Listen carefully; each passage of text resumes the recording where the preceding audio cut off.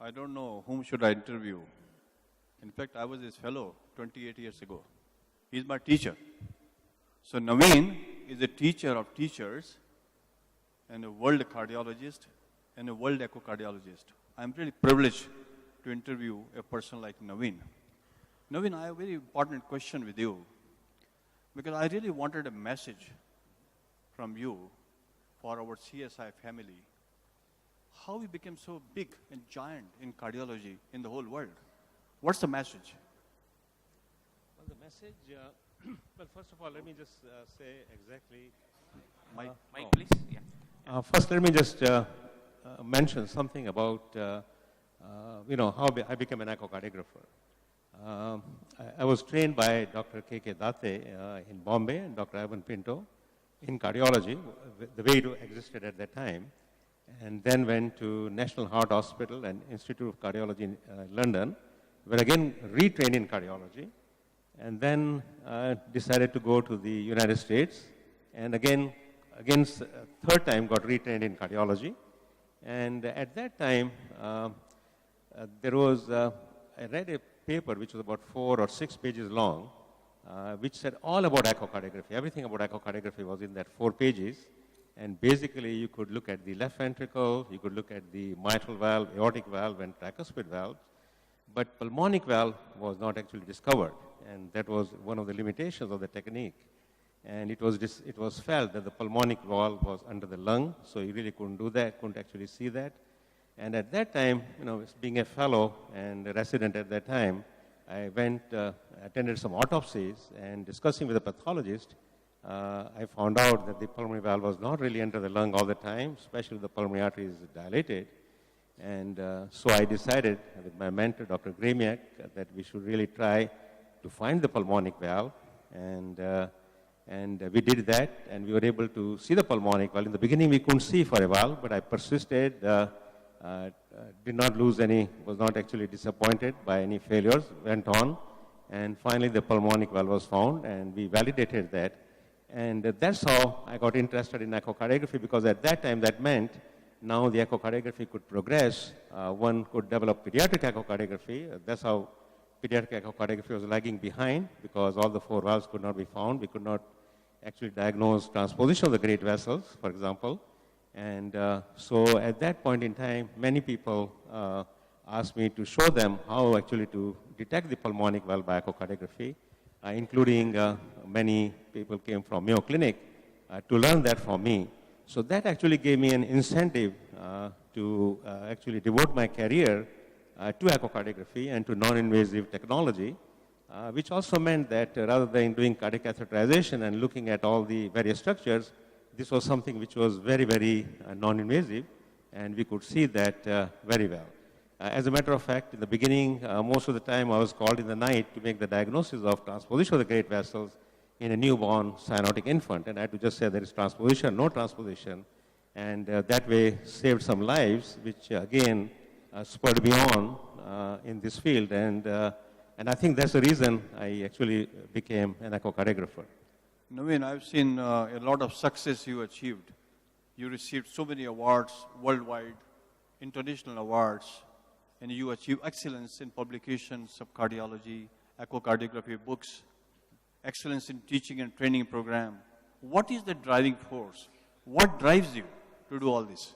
I think it's mainly, basically it's really, I think it's really hard work, perseverance, persistence, and also staying out of politics as much as you can, especially in academic settings. It's very important, stay out of the politics. Not always possible, but staying as much out of the politics as possible. And also kind of a humility, because I find that you actually learn more by teaching. When you teach, students ask you questions, and that stimulates your mind. And that makes you, so you are always a student. You never should be arrogant, not show that I know everything, so that's where I stop. Always think there's more to explore, and I think that's very, very, very important. Your wife is here, Kanta. Is she a driving force for you? Yeah, is she a stimulus for you? She has actually been a very big critic. Even now, if I make any mistake while I'm presenting, she's the first one to point out and tell me you didn't do this well, or you mumbled, or you made a wrong statement. So she's been a really very good critic, has supported me a lot, has actually, when I was very busy in the echo lab or in cardiology, took care of the children. So she has been a big inspiration and also a very big critic. And I think she tries to attend all the conferences that I give talks to, and that actually makes me very scared that I better not make any mistake because he's going to get up and criticize me. Navin, I've seen one quality in you. You believe a lot in innovation. When I work with you, you push me very hard. I don't know whether you remember it or not. You really pushed me so hard. One project you give, you will not send me back to India till I completed the project. Why you have got so much of drive for innovations and you want to become first in the world? What is that in you? I think, first of all, I must apologize for driving you very hard, but I think I kind of think that, we always have limitations. For example, I never worked in a very large setting, like, the Mayo Clinic where they see thousands of patients. We always in Rochester and Birmingham, it's a smaller center.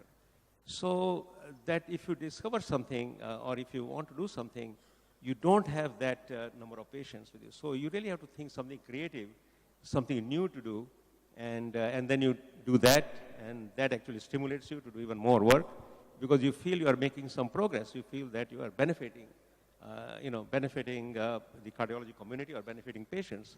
So that actually inspires you. And then what happens with that is that it makes you do more things. And then that's what I've done most of the time. We have done new techniques and then let others follow it.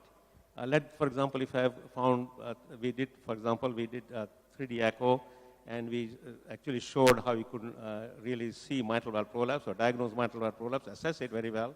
And we did that in, let's say, 30 patients. And then we let the Mayo Clinic do that in 203 patients to confirm our findings. So that's what I've done, because you have to work in the limitations of your own settings. Besides your profession, you have any hobbies or likings?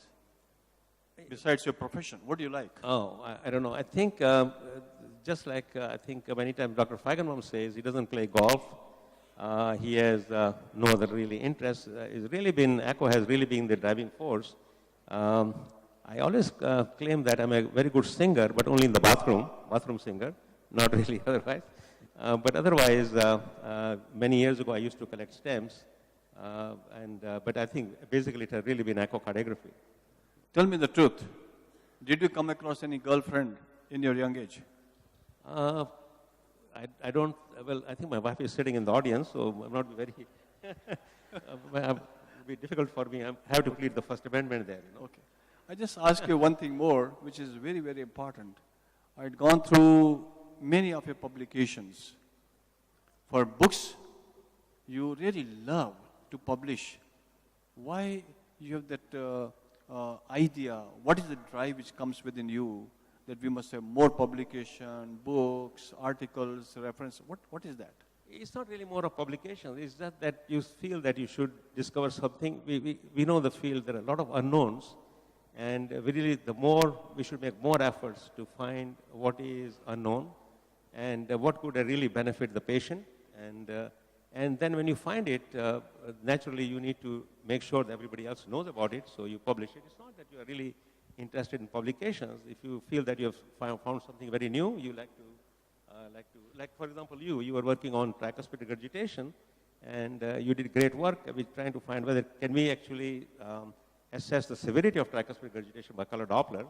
And so you had some ideas, I had some ideas, and you thought you'll do this, and then we looked at patients who are undergoing surgery who would need tricuspid valve repair or replacement, and you did that work, and that actually, even now, I mean, we use those criteria for assessing semi-quantitatively tricuspid regurgitation. So that has benefited, actually, the cardiology community and the patients, I think. Navin, do you have any method of relaxation? You feel relaxation is necessary for you, or relaxation?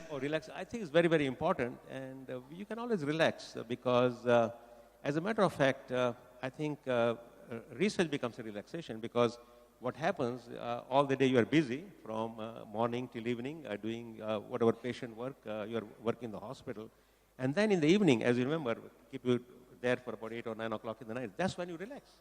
that's when you do your research in echocardiography. So that has been part of the relaxation. If you remember, you were up, we kept you up there till about 10 or 11 in the night sometimes. I remember Navin used to come and see me at 11 o'clock and look me from the back whether I am working or not. That's his relaxation. He never feels stressed in life, and he becomes more stressed when he has no work. See, the definition of stress varies from individual to individual. Navin, I've seen that you take care of your fellows enormously, people who are working with you. I would like to ask you a very simple and a straightforward question.